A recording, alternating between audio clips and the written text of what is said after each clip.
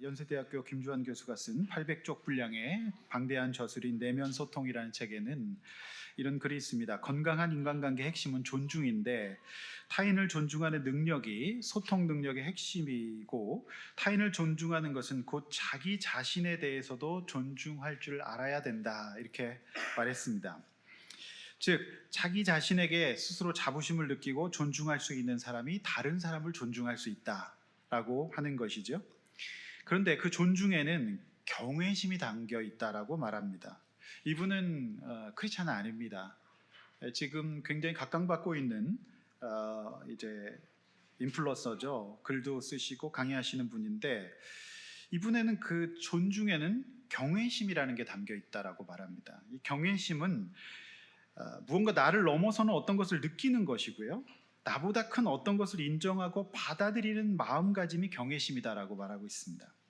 즉, 나를 존중하려면 내 안에 무언가 나를 넘어서는 어떤 것을 느낄 수 있고 인정하고 받아들일 때 나를 존중하고 다른 사람을 존중할 수 있다. 그래서 인간관계에 성공할 수 있다. 이렇게 말하고 있는 것이죠.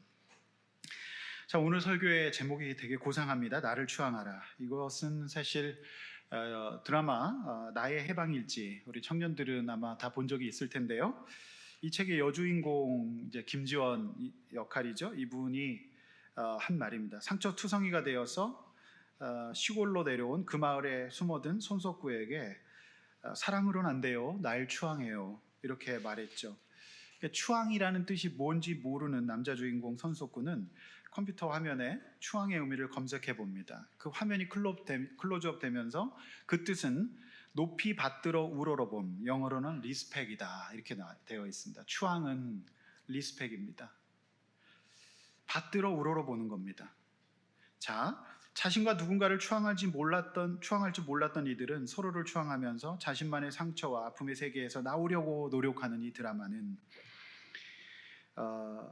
나의 해방일지인데요. 이 이슈와 오늘 본문의 주인공 추앙이 없었어요. 이것을 회복하면서 성장하는 야곱의 이슈가 묘하게 닮아 있다라고 하는 것이죠. 그래서 오늘 저는 나를 추앙하라 라고 하는 말씀의 설교를 준비했습니다.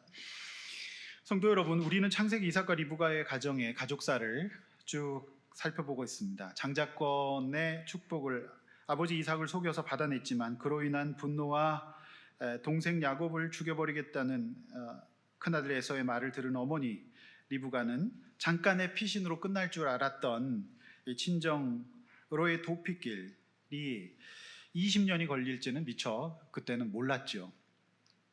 오늘 본문에서 자신을 죽이려는 형 에서를 피해 동생 야곱이 급하게 도망하는 본문을 보게 됩니다. 오늘 이 하란으로 가는 그 광야길에서 야곱에게는 어떤 변화가, 어떤 일이 일어나게 될까요? 오늘 두 가지로 말씀을 전하려고 합니다. 본론 첫 번째, 자신을 추앙하다가 노숙자가 되어서 광야에서 하나님을 만나는 야곱을 볼 수가 있습니다. 10절에서 15절이죠. 자, 성경 보시면서 따라오십시오. 10절, 야곱이 브엘세바에서 떠나 하란으로 향하여 가더니 이렇게 되어 있습니다. 자, 이 길은 우리가 알다시피 할아버지 아브라함과 그의 종 엘리에셀 그리고 그의 어머니 리브가가 걸어왔던 900km의 멀고도 험한 길이었습니다. 우리는 이 길을 떠나는 야곱의 입장을 잘 묵상해 봐야 합니다. 그는 천성이 밖으로 나가본 적이 없는 사람이었어요. 늘 집안에 있었던 소심한 아이였습니다. 그런데 가보지도 않은 그 길을 동행도 없이 손에 쥔 것 하나 없이 자신의 그 분노를 피해서 급하게 몸뚱아리 하나 가지고 달랑 나온 상태였습니다. 멀고도 험한 그 도보 여행의 길이었습니다.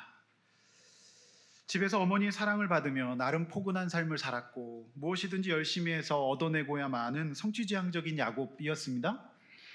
질투 많았던 그가 이제 모든 것을 다 얻었다고 하는 그 순간 그의 인생은 일순간에 나락으로 떨어져 도망자, 그야말로 노숙자의 삶을 살게 된 것이지요.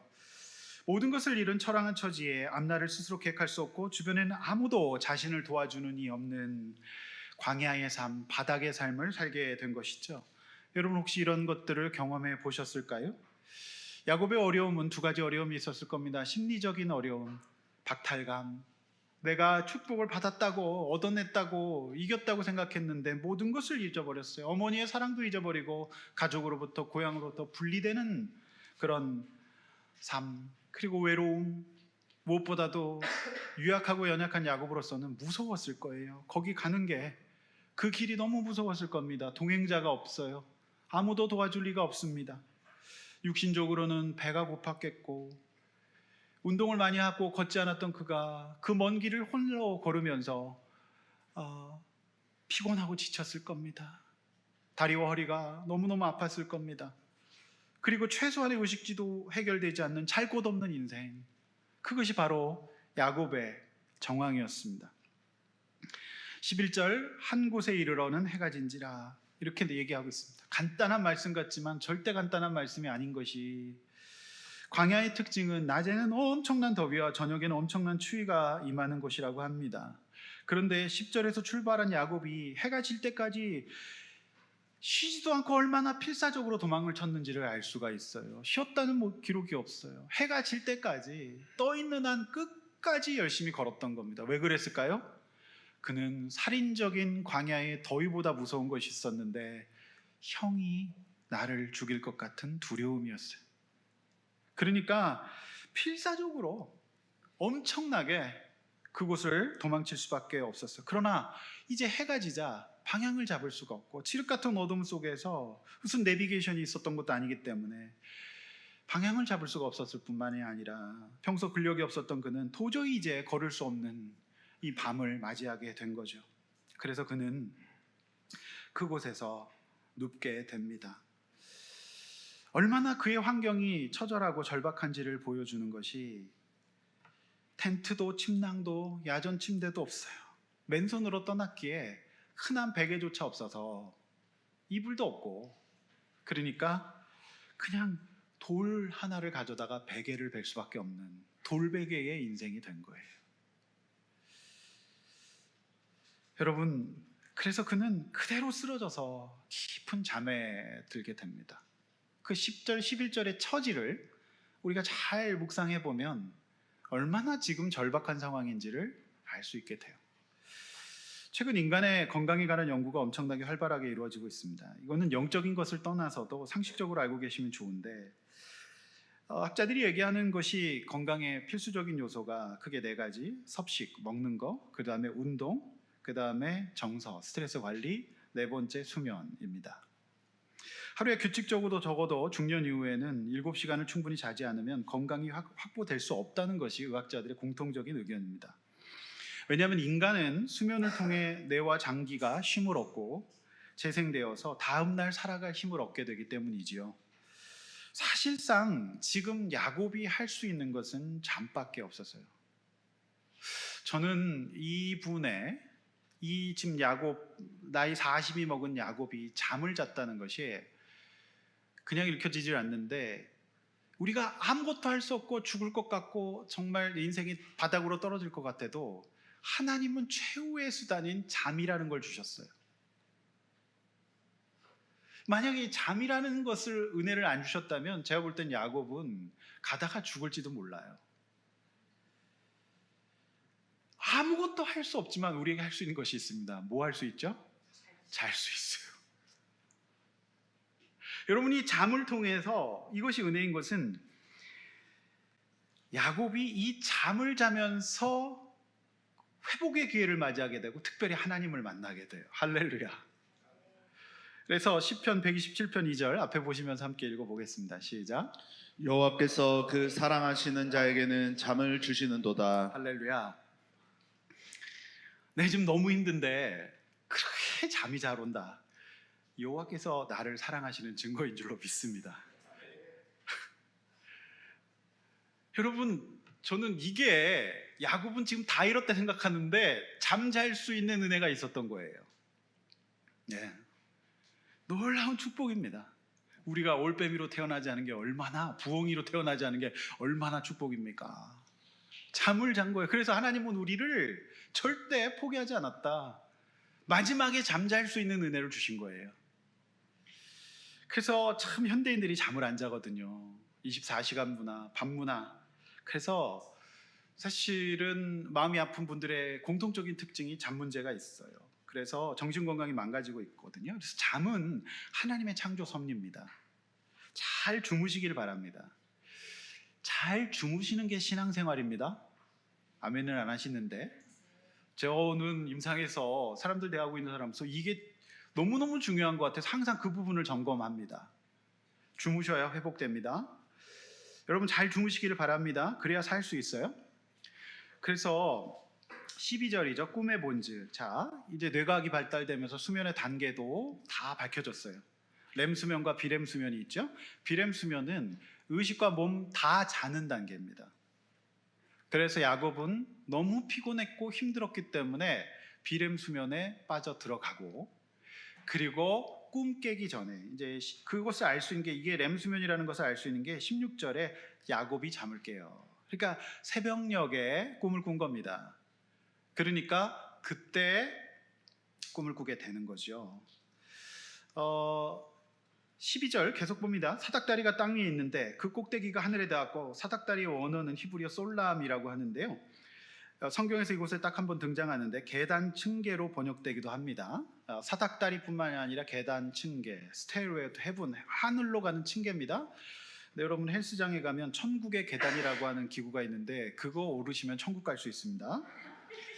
정말 힘든 겁니다. 근데 그거는 사실은 천국의 계단은 아니에요. 여기서 얘기하는 게 그건 내가 올라가는 건데요. 이 계단은 하늘에서 내려온 겁니다. 잘 보십시오. 이 사닥다리가 독특한 두 가지 특징이 있는데 머리가 하늘에 닿아 있어요. 그런데 이런 시도를 창세기에서 11장에서 인간이 시도하죠. 뭐죠? 바벨탑이에요. 바벨탑을 하늘에 닿도록 올렸는데 성경에는 그 머리가 하늘에 못 닿았다라고 되어 있습니다. 또 하나는 바벨탑은 땅에서 하늘로 가는 반면 이 야곱의 사닥다리는 원어상의 의미가 아르자라고 해서 하늘에서 땅으로 내려온 겁니다. 그러니 머리가 다 있죠. 인간의 사닥다리는 하늘에 닿을 수 없어요. 하늘에서 내려온 방향입니다. 그래서 이 사닥다리는 우리가 생각하는 그런 사닥다리가 아니라 하늘에서 위로 내려와서 사람이 올린 사닥다리가 아니라는 것을 알 수 있어요. 그렇기 때문에 그 사닥다리 끝에는 여호와의 사자가 오르락내리락 했다. 하나님이 계셨던 거지요. 그런 사닥다리의 특징이 있습니다. 그래서 여러분이 이 본문을 보면서 사닥다리를 묵상을 많이 하셔야 됩니다. 자, 13절입니다. 또 본즉 여호와께서 위에 서서 이르시되, 거기 계시죠. 하늘의 사닥다리니까 그게 내려온 거예요. 일방적으로. 나는 여호와니 너희 조부 아브라함의 하나님이요 이삭의 하나님이라. 내가 누워있는 땅을 내가 너와 내 자손에게 주리라. 13, 14, 15절에 세 절에 말씀을 주시는데 이 말씀이 하나님을 이제 만나게 되는 겁니다. 굉장히 중요한 말씀입니다. 자, 지금 야곱은 도망자입니다. 땅이 없어요. 돌베개를 베고 노숙할 수밖에 없는 사람이었는데 그 사람이 지금 땅이 어디 있습니까? 정착할 수 없는 나그네, 도망자의 입장이었어요. 그런데 오늘 13절 첫 번째 약속의 말씀은 너를 정착하게 하시겠다는 거예요. 야곱 입장에서 가장 은혜가 되는, 가장 위로가 되는 도망자 입장에서 도망자의 소망은 정착 아니겠습니까? 그런데 그거를 해주시겠다라고 하는 말씀이에요. 두 번째 약속과 위로의 말씀, 내 자손이 땅에 티끌같이 되어서 서쪽과 동쪽과 북쪽과 남쪽으로 퍼져나갈 것이며 땅의 모든 족속이 너와 내 자손을 복을 받으리라. 자, 지금 가장 박복한 인생은 누굽니까? 야곱 자신이라고 할 수 있겠죠. 노숙자가 되었고 거의 거지가 되었어요. 그리고 지금 생명의 위협 가운데 있습니다. 광야에서 지금도 광야 잘못 들어가면은 조난당하면 죽을 수 있답니다. 거기서 기름이 떨어지고 이러면 사고가 발생해 사람이 죽는다고 하잖아요. 그런데 여기서 후손의 약속을 주십니다. 지금 살아 있어야 후손이 생기죠. 그러니까 즉 이 말씀은 뭐예요? 야곱은 지금 죽을 것 같은데 아니야. 야곱아, 걱정하지 마라. 너를 살릴 거야. 너의 생명을 축복하고 너를 반드시 너로 인하여서 생명 보존과 자손의 축복을 주실 거다라고 말씀하고 계신 겁니다. 이게 얼마나 지금 야곱의 입장에서는 큰 위로가 됐겠습니까? 정말 굉장한 위로입니다. 이런 위로가 없어요. 자, 15절, 내가 너와 함께 있어 어디로 가든지 너를 지키며 너를 이끌어 이 땅으로 돌아오게 할지라. 내가 허락한 것을 다 이루기가 너를 떠나지 아니하리라. 자, 이 15절은 복합적인 두 가지 축복의 약속이 말씀이 있어요. 하나는 야곱이 지금 동행이 없어요. 그러니까 외롭고 가족으로 또 분리되었어요. 그리고 앞길을 예측할 수 없어요. 안 가본 길이에요. 그런데 하나님이 너와 함께 하겠고 너를 지키시겠다고 위로하십니다. 그러니 야곱 입장에서는 이거는 눈물이 주룩 흐를 수밖에 없고 바로 엎드려질 수밖에 없는 말씀이에요. 그러니까 여러분, 하나님의 말씀이 듣는 사람의 세팅에 따라서 완전히 다를 수 있다는 거예요. 말씀은 광야에서 임합니다. 전무후무한 축복의 말씀을 야곱은 못 들었어요.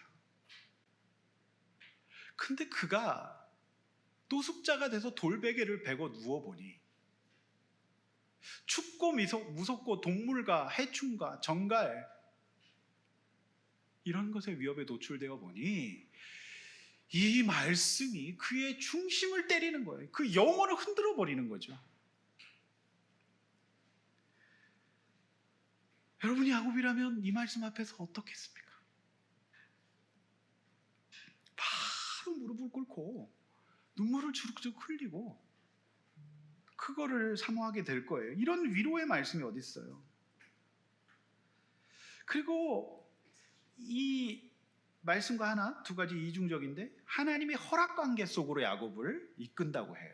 15절 하반절에 너를 지키고 동행하겠다고 하고 허락관계 속으로 이끌겠다. 이건 뭐예요? 여러분, 이거 굉장히 중요한데 40 먹은 야곱에게 중년의 우리의 숙제를 보여줍니다. 그동안 야곱은 어머니 리브가의 허락관계 속에 있었어요. 가라면 가고 오라면 오고 그 속에서 벗어나지 못했어요.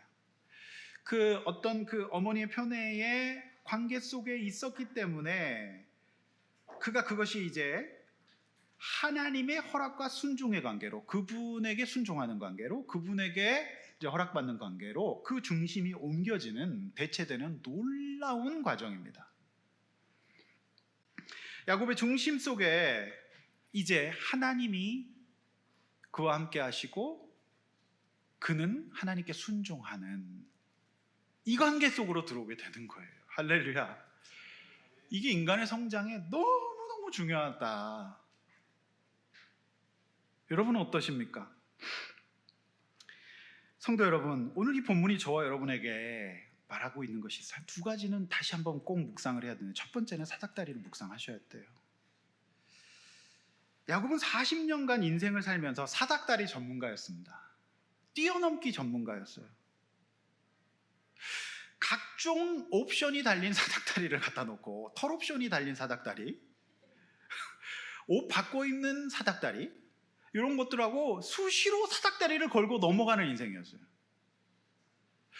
그리고 실제로 그의 사닥다리는 유용했고 이루었다고 생각을 했어요. 속임수의 사닥다리. 그 다음에 이 너무너무 사닥다리가 많아요, 야곱은. 여러분, 그런데요, 내 사닥다리를 계속 사용하고 보면 하나님의 사닥다리가 안 보입니다. 하나님의 사닥다리가 없었을까요? 아니에요. 창조주 하나님 창세기 1장부터 함께 하십니다. 근데 그 사닥다리가 안 보인단 말입니다. 왜요?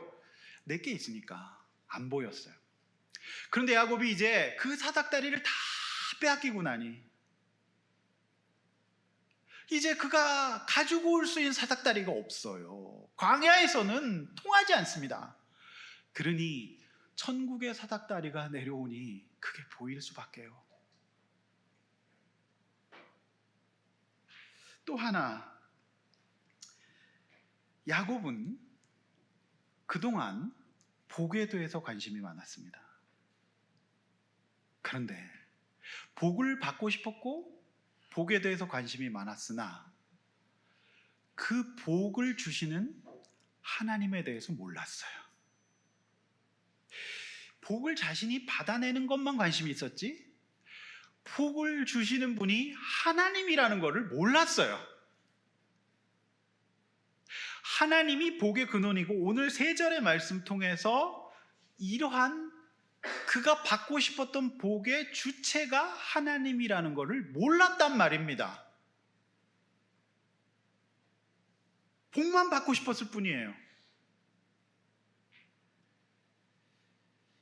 그래서 그는 그거를 이 광야가 아닌 못 깨달던데 이 광야에서 야곱은 자신이 받고자 했던 그 모든 축복이 자신이 얻어낸 것이 아니라 일방적으로 하나님으로부터 내려온 것이었고 하나님의 것이었다는 걸 깨닫게 돼요.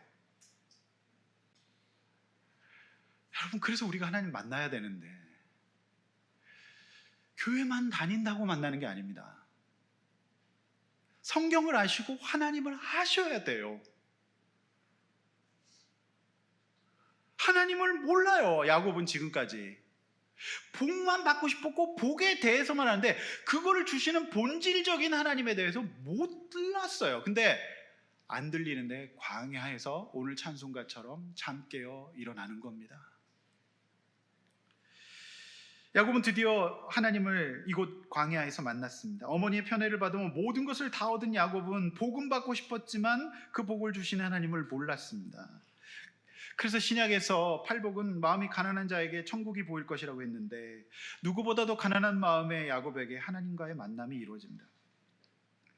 성도 여러분, 만약 내가 광야의 삶을 살고 있다면 그때가 바로 하나님의 때입니다. 그때가 바로 하나님을 만날 때예요. 야곱은 꿈을 통해 하나님을 만났어요. 내가 쥐고 있었던 것들이 사라지는 순간이 바로 하나님을 만날 때예요. 꿈을 통해서 야곱은 만났지만 우리는 어떻게 하나님을 도대체 만납니까? 꿈꾸다가 나도 그렇게 들어야 됩니까?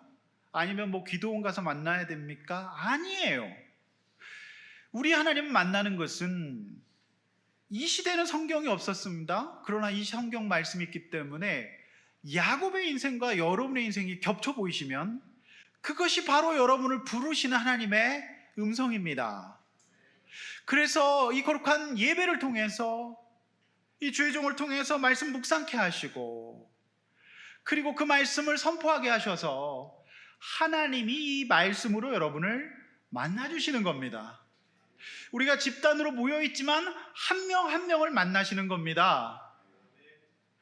하나님을 만나는 것은 이처럼 예배를 통해서 내 영혼이 흔들리고 내 인생의 문제가 모였다는 것을 깨닫게 되고 하나님 앞에서 내 나름의 부실한 사닥다리를 버려야 합니다. 그리고 천국의 사닥다리 하나님이 인정하시고 받아들여야 합니다. 이것을 우리는 하나님을 만난다라고 표현합니다.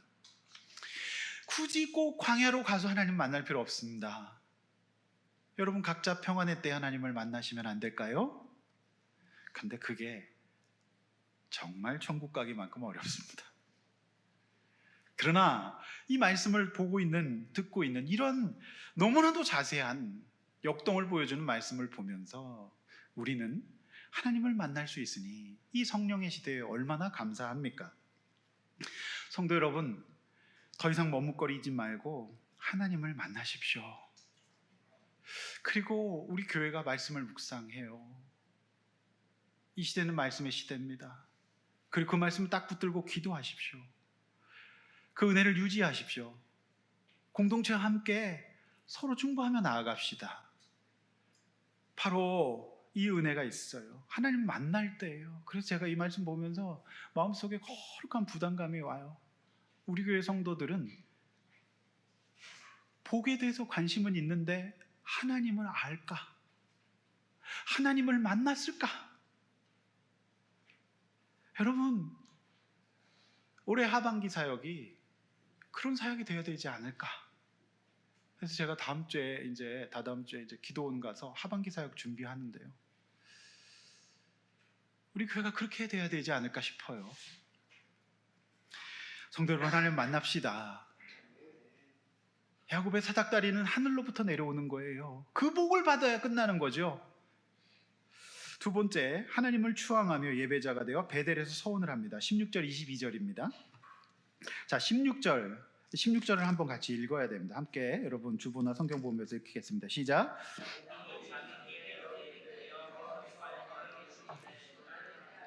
네, 여러분 보십시오. 16절, 분명히 야곱은 몰랐습니다.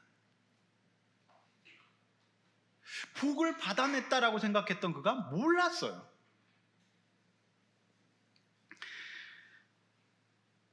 하나님이 자신과 함께 계신 것을 몰랐다는 겁니다.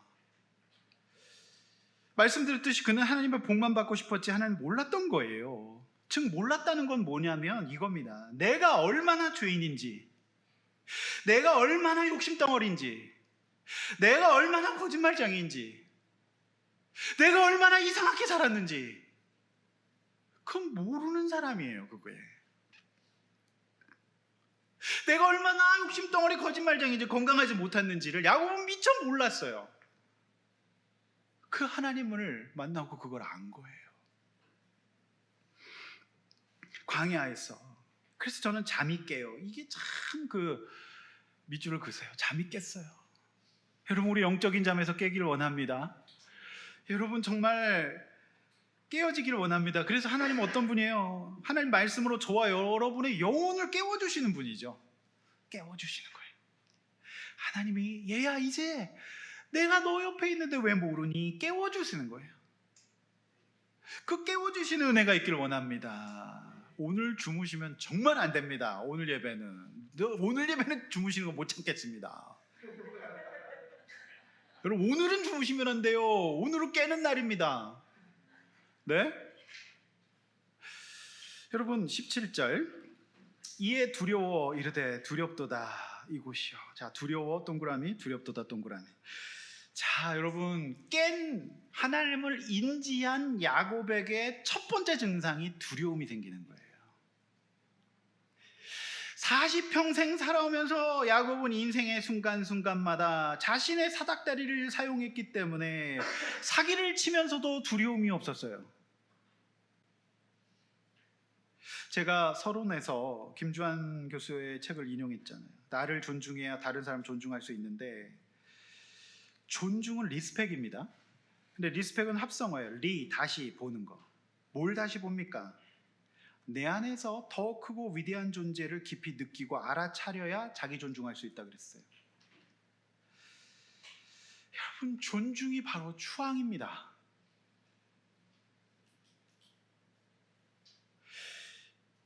리스펙이 없었어요. 야곱은 경계가 없었단 말입니다. 그러니 내 안에 더 크고 위대한 존재 하나님.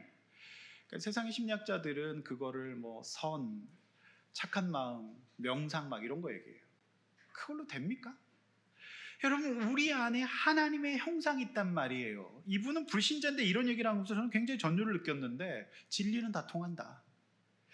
이분이 사람의 마음을 연구하고 정말 슈퍼 베스트셀러 저자인데, 존중이 인간관계 핵심인데 나를 존중하지 못하면 다른 사람 절대 존중 못합니다. 내 배우자, 내 자녀, 나의 사회생활에서 절대 존중 못합니다.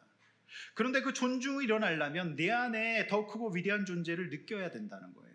리스펙, 추앙이 일어나야 됩니다. 야곱이 하나님을 만나기 전에는 그게 안 됐어요. 이렇게 형을 무시하는 거죠. 아버지를 무시하죠. 어떠한 권위도 질서도 없어요. 경계가 없어요. 한도 끝도 없습니다. 다 속여버리겠다. 나를 존중하려면 내 안에서 나보다 더 크고 위대한 존재를 알아차려야 돼요. 이것이 존중의 시작입니다. 여러분 야곱에게 바로 그 작업이 이루어지고 있네요. 여러분 저는 많은 분들을 대하면서 심리적으로 어려움을 겪고 계시는 분들의 모든 특징은 기본적으로 나를 존중하지 않아요. 그리고 권위에 대해서 저항합니다.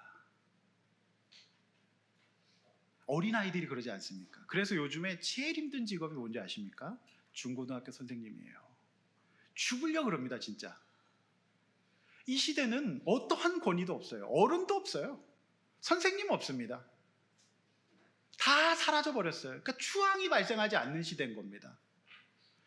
그래서 프랑스 철학자 리케르는 이 시대의 진짜 근본적인 문제는 이런 추앙, 두려움의 감정이 사라지는 시대라고 얘기를 하는 거죠. 여러분, 야곱이 그런 것이 없었는데 하나님을 만나고 나서 그의 인생에 추앙이 발생됩니다. 두려움, 리스펙. 그래, 내 맘대로 다 속여서 취할 줄 알았다고 생각하는데 이러지 않았구나. 그러니 야곱이 자신을 존중할 수 없어요. 야곱이 사회생활 승리할 수 없고 어떠한 삶을 살아도 결혼을 해도 행복할 수 없을 거예요. 여러분 안에 크고 위대한 존재, 그것을 세상에선 도덕과 어떤 이념으로 얘기하지만 우리에게 있는 예수 그리스도 하나님을 만나야, 그리고 그분을 추앙해야 내 인생의 존중이 시작됩니다. 왜? 나는 나만 보면 안 될 것 같고, 나는 부정적이고, 나는 상처 많고, 나는 왜곡되어 있지만 하나님은 그렇게 안 보거든요. 오늘 13, 14, 15절의 말씀을 통해서 내가 너와 함께 하겠다, 내가 너를 지킬 거다, 내가 너와 동행하겠고, 너는 정착해갖고 이제 네가 큰 가족을 이루게 될 것이다. 그러니 이 말씀을 듣고 하나님을 추앙해야 우리가 살 수 있지 않겠습니까? 상담자들은 그거를 해주는 거예요. 그러나 영원히 상담할 수 없습니다. 우리 주님 앞에서 그 믿음과 은혜로 승리할 수 있기를 원합니다. 여러분, 이 추앙, 이게 너무너무 중요한 영적 변화구나. 하나님을 두려워해야 돼요. 하나님을 리스펙하는 거죠. 이게 참 중요하다는 생각을 하게 됩니다. 야곱은 그 전에 내 자아와 감정이 제일 컸어요. 내 안의 능력과 돈이 컸죠. 그래서 비로소 야곱은 사닥다리 위에 계신 하나님을 만나고 자신보다 더 크고 위대한 존재 하나님을 인식하고 16절에 인지하잖아요. 계시는구나. 하나님을 인지해요. 그리고 두려운 것이 이제 있는 사람이 됩니다. 여러분 어떠세요? 두려운 것이 없지 않습니까? 여러분, 야곱은 이제 두려운 게 있는 사람이 돼요. 경계가 걸린다는 말입니다. 내가 듣고 하나님 앞에 살아가야 되는데, 여러분이 하나님에 대한 추앙이 발생하지 않으면 사람 추앙할 수 없습니다. 그리고 모든 것에서 어려워질 수밖에 없다는 아주 매우 근본적인 말씀을 저와 여러분들이 지금 듣고 있는 것이죠. 성도 여러분, 하나님을 두려워하고 추앙합시다. 그분을 리스펙, 다시 바라봅시다. 인지합시다. 그리고 그분이 내 인생에 이렇게 지금도 사닥다리를 내려주고 계시는 것이 오늘 예배인 줄로 믿습니다. 그래서 그 실제를 믿고 나아가는 모든 성도들이 하나님 앞에서 이제 야곱처럼 전무후무한 축복을 받게 될 것입니다. 이유 없이 잘 되는 인생을 살게 될 것입니다. 하는 것마다 잘 되는 인생을 살게 될 것입니다. 이 복을 너무 또 강조하면 부흥회가 되는데, 또 그 복이 핵심이 아니라 그건 나중에 추앙이 발생된 야곱에게 주시는 선물이었어요. 그분을 진짜로 만나고 인지한 야곱에게 주신 선물이었단 말입니다. 그전에는 내가 취해도 기복이 있을 수 있어요. 그리고 만족함이 발생 안 할 가능성이 많습니다. 왜요? 하나님이 해주신 것이 아니었기 때문에 그래요. 하나님에 대한 인지와 야곱을 경외감을 회복한 야곱은 18절 어떻게 합니까? 이제 일찍 일어나 그 돌을 가져다가 기둥을 세우고 기름을 붓습니다. 이 행동은 고대 근동에서 약속을 맺을 때 일반적으로 했던 풍습이에요. 그러니까 이런 행동 왜 했지 하면 오늘날 우리가 뭐 세례나 뭐 이런 거 생각하시면 안 되고요. 고대 근동에서는 약속을 맺고 내가 잊지 않겠다 할 때 기름을 붓어요. 그러니까 그 서약을 그 당시 사람들의 상황과 문화대로 그렇게 서약을 한 거죠.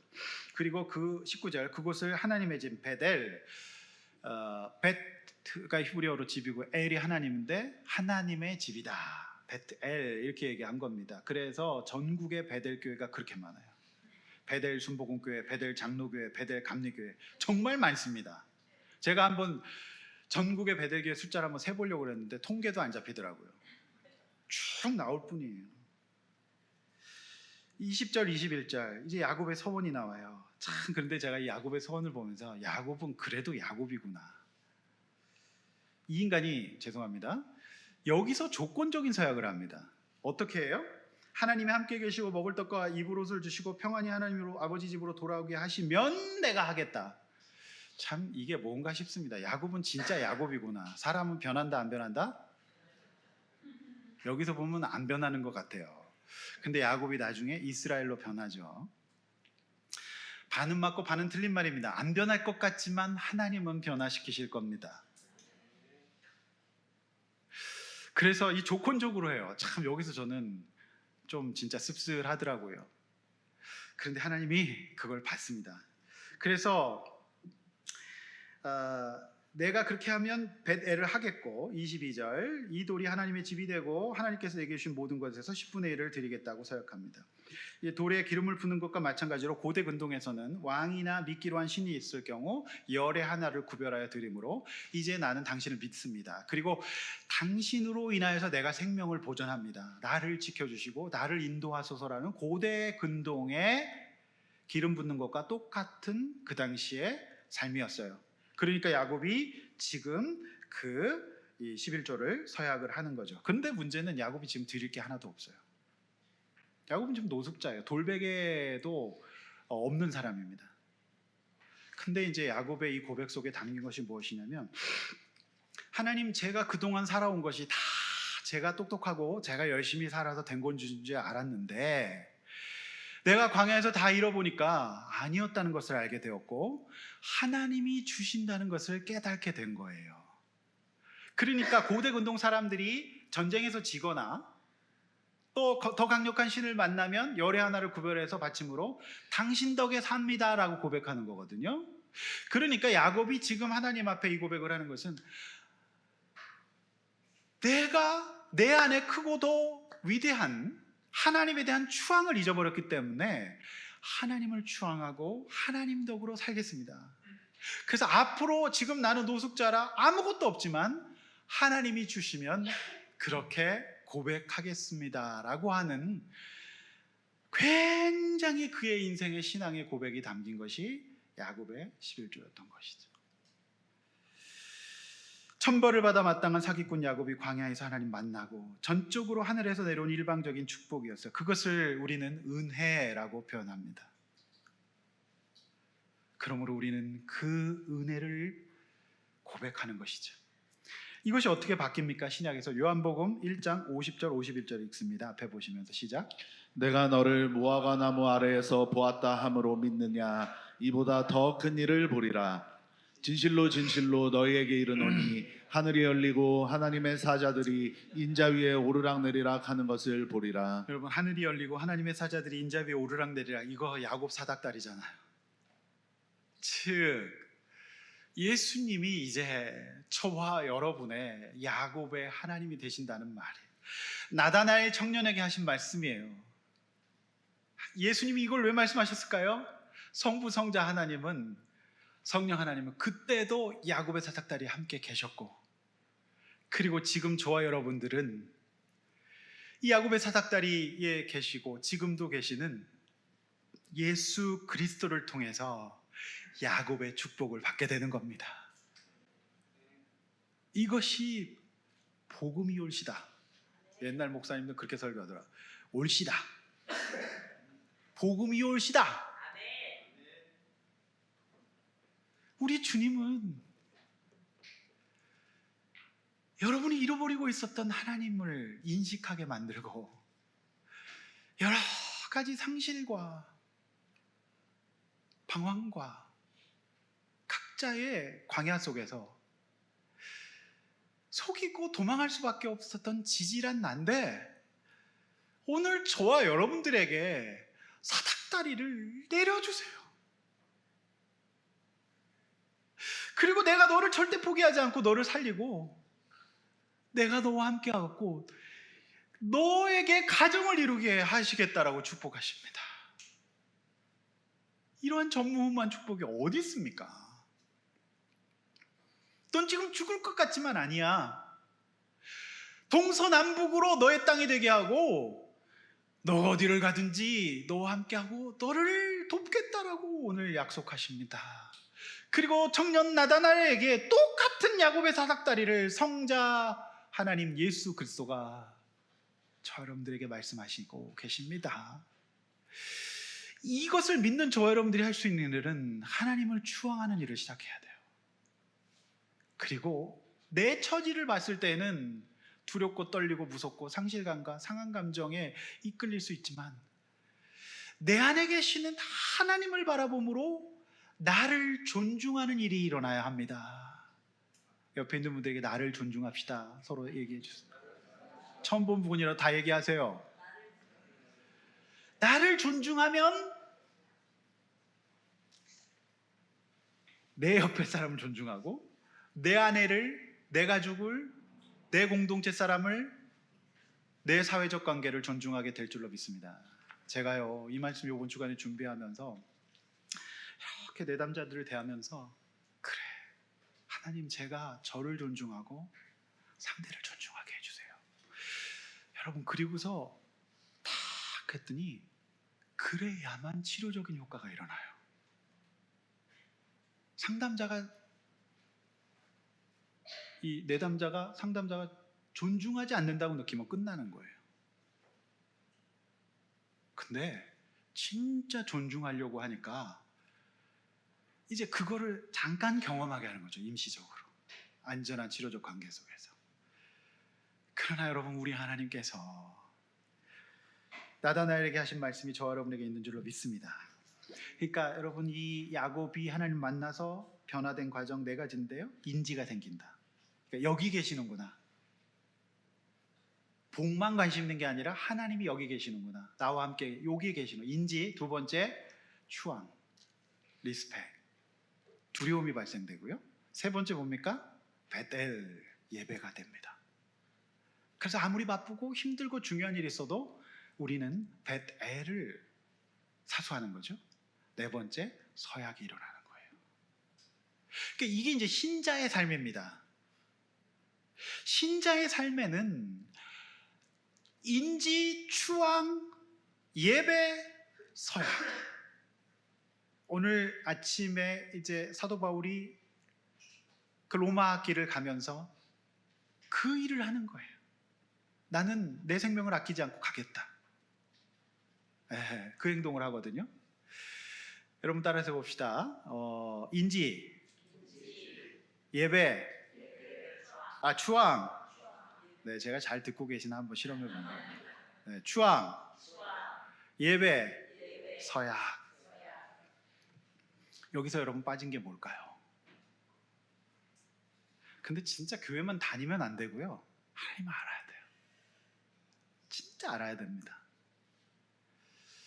복만 알면 안 됩니다. 복의 근원인 하나님에 대해서 알아야 되지 않을까요? 근데 그거는 광야에서만 알 수 있어요. 이 굴에서만 알 수 있어요. 아둘람 굴에서. 이것이 바로 신자의 삶입니다. 할렐루야. 이제 결론입니다. 드라마 JTBC 드라마. 저도 이 드라마를 다 보진 않았는데 짤로 왔는데 굉장히 저는 이게 이제 좀 영적인 이슈가 있어 보였어요. 그래서 유심히 좀 그 짤을 봤는데 나의 해방 일찍 주인공 김지원 씨가 최악의 상태에 빠져요. 그러니까 이제 변두리 시골 같은데 허름한 동네에서 엮이는 가정에 삽니다. 근데 이 자매가 어떤 상태냐면 남친을 위해 신용대출을 받아요. 그래서 이제 이 남친을 이제 돈을 빌려주면서 사귀입니다. 너무 자존감이 낮으니까 잡고 싶은 거죠. 그래서 이 남자친구가 돈을 갚기는커녕 돈을 받자마자 잠수 탑니다. 그리고 알고 보니 전 여친이 있는 외국으로 도피한 상태라는 것을 알게 돼요. 김지연 자매가 정말 이제 바닥을 치게 됩니다. 그러면서 이제 직장에서는 이 자매가 상사가 이 자매의 공을 다 뺏어가요. 그리고 혹독한 갑질을 합니다. 완전히 사람 취급을 못 받는 거예요. 그러니까 이 자매가 어떻게 되겠습니까? 그 마음이 지옥이겠죠. 그래서 이제 터벅터벅 버스를 타고 이제 그 변두리 거기서 가는데 지친 몸을 이끌고 퇴근하던 그녀는 나도 불쌍한데 나보다 더 불쌍하게 살아 보이는, 진짜 아파 보이는, 우리 아픈 사람은 아픈 사람도 잘 보입니다. 재미없습니까? 여러분 고퀄리티 유머를. 근데 이 손석구 구씨인데요. 구씨를 보면서 눈이 그냥 이게 안 넘어가지는 거예요. 구씨를 보면서. 나보다 더 힘들어 보이거든요. 구씨가. 이 구씨 역시 온갖 상처를 받고 숨어든 거예요. 그 마을로. 그래서 단순한 일을 계속하면서 이제 그 가정일을 도우면서 매일 술로 삽니다. 구씨가. 그게 이제 손석구예요. 손석구는 늘 검은 봉다리에 소주를 사가지고 이렇게 하면, 손석구 걸음 아십니까?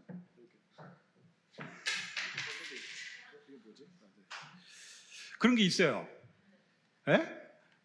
시계가 떨어졌네. 손석구 걸음이 있어요. 아시죠? 그래서 손석구에게 마음이 가면서 두 사람이 이제 사귀게 되는데, 손석구에게 이 자매, 김지원 자매가 이렇게 얘기합니다. 지쳤어요. 어디부터 잘못된 것인지 모르겠는데 그냥 지쳤어요. 모든 관계가 노동이에요. 눈에 뜬 모든 시간이 노동이에요. 아무 일도 일어나지 않고 아무도 날 좋아하지 않아요. 난 한 번도 채워진 적이 없어요. 그러니까 날 추앙해요. 가득 채워지게. 조금 있으면 겨울이에요. 겨울이 오면 살아있는 것은 아무것도 없어요. 그렇게 앉아서 보고 있을 것도 없어요.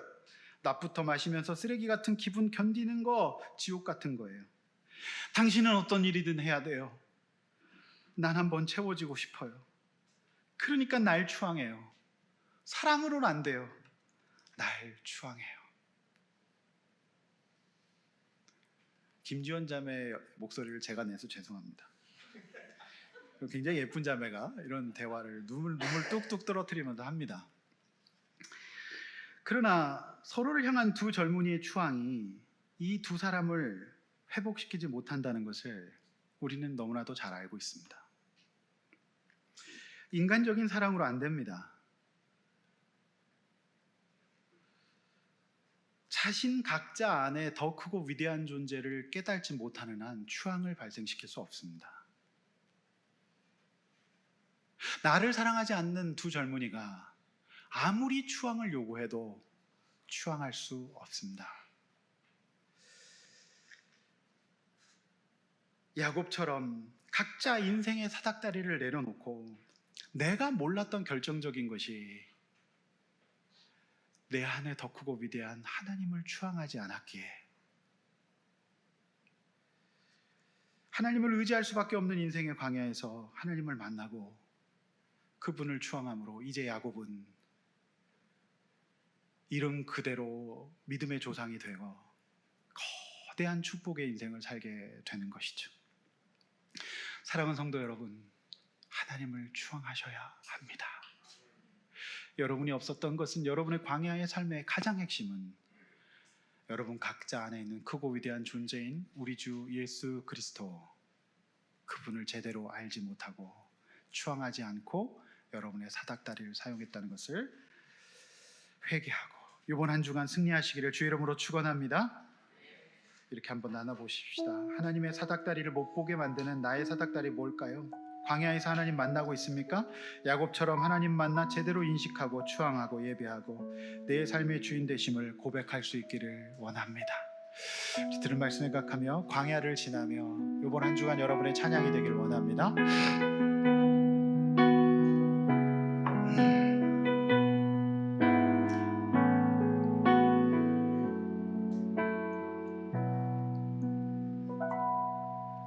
왜 나를 깊은 어둠 속에 홀로 두시는지, 어두운 밤은 왜 그리 길었는지, 나를 고독하게 나를 낮아지게 세상 어디도 기댈 곳이 없게 하셨네.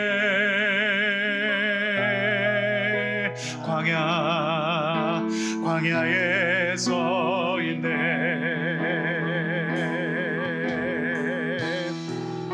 주님만이 내 도움이 되시고 주님만 내 도움이 되시고 주님만 내 빛이 되시는 주님만 내 친구 되시는 광야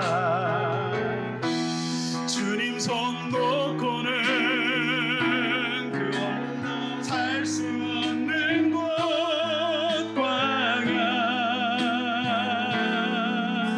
광야에 서 있네 왜 나를 깊은 어둠 속에 홀로 두시는지 어두운 밤 왜 그리 길었는지 나를 고독하게 나를 낮아지게 세상 어디 내 곳이 없게 하셨네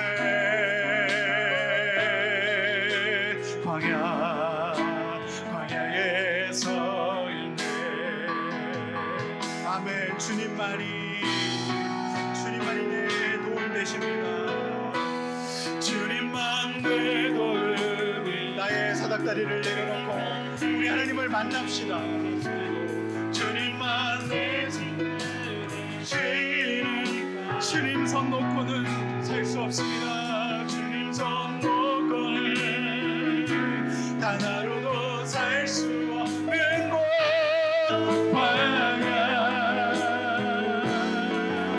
광야에 서 있네 여러분 이 시간에 함께 기도합시다 하나님 나를 만나 주시옵소서 아버지 내가 잊고 있었던 것이 있었습니다 주님 인지하지 못했어요 내 안에 주님을 추앙하는 것을 잊어버려서 내 관계가 어려울 수밖에 없었습니다 아버지 이제 내가 주님을 추앙하기를 원합니다 그리고 이제 주님을 예배하고 주님 앞에서 서약하는 인생 살기를 원합니다 아버지 우리를 살려주시옵소서 야곱의 축복을 나에게 달라고 주여 한번 외쳐 기도하겠습니다 주여